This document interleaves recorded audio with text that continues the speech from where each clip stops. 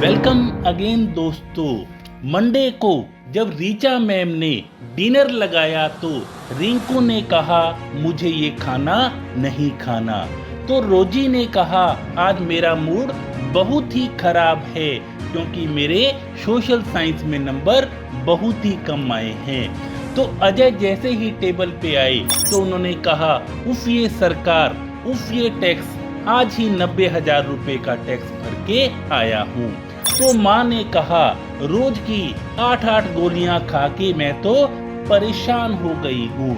रीचा ने जब चारों की बात सुनी तो एक पोज लिया और ये कहा P फॉर पॉजिटिव रिफ्रेमिंग। जीवन में जब भी हमारे सामने टफ सिचुएशन आए तो उस टफ सिचुएशन में से भी जब हम पॉजिटिव तरीके से उसे देखते हैं तो उसे पॉजिटिव रिफ्रेमिंग कहा जाता है। और जो टफ सिचुएशन है उसको हमें एक चुनौती के रूप में देखना चाहिए क्योंकि उसमें से भी हम अवसर निकाल सकते हैं। A for us. कई बार हमारे पास बहुत अच्छी नौकरी होती है, बहुत अच्छा स्टेटस होता है, लेकिन हम उस नौकरी से परेशान होते हैं। कई बार हमें ये लगता है कि हमारा कोई कलीग हमें ठेस पहुंचा रहा है, हमारे साथ गलत व्यवहार कर रहा है, तो हमारे मन में उसके प्रति नेगेटिव थिंकिंग आने लग जाती है। लेकिन आपको थोड़ा सा रुकना चाहिए, पेशेंस रखना चाहिए, पीसफुली तरीके से उसके बारे में सोचना चाहिए कि लगता है कि वो थोड़ा सा डिस्टर्ब चल रहा है, तो इसलिए आप उस क्लिक के प्रति कोई रिएक्शन मत दो बल्कि उसके प्रति भी प्रेम प्यार प्रकट करो तो अपने आप सब कुछ ठीक हो जाएगा।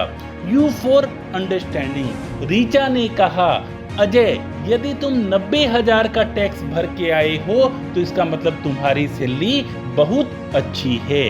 माँ यदि तुम 8 गोलियां रोज खा रही हो तो तुम चल फिर पा रही हो, तुम अच्छे से अपना काम कर लेती हो, इस बात को तुम पॉजिटिव रूप में लो।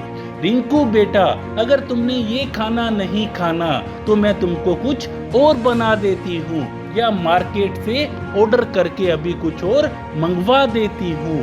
और रोजी बेटा यदि तुम्हारे सोशल साइंस में अच्छे नंबर नहीं आए तो बाकी सब्जेक्ट्स में तो अच्छे नंबर आए हैं। जो हमारे पास पॉजिटिव चीजें हैं, जो हमारे को ईश्वर ने दिया है, उसे हमें समझना चाहिए और हमें उन चीजों का धन्यवाद करना चाहिए। हमारे परिवार में इतना खुशहाल परिवार है, तभी तो डिमांड्स हो रही हैं, तभी तो आप लोग ये कह रहे हो।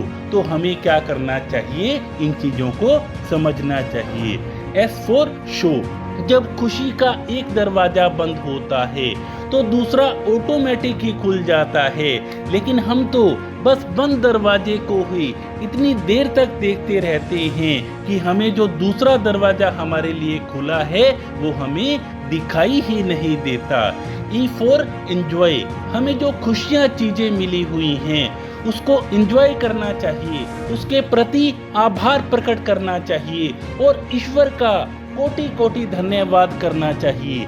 जबकि हम छोटी छोटी खुशियाँ और जो छोटी छोटी चीजें हैं उनके बारे में सोचते रहते हैं और उनको हमें एंजॉय करना चाहिए, और जो छोटी छोटी बातें हमारे जीवन में आ रही हैं उनको इग्नोर करना चाहिए। क्योंकि किसी ने कहा था जिसे तुम आम मामूली समझकर छोड़ देते हो उसे कोई खास समझकर अपना लेता है हमेशा हमेशा।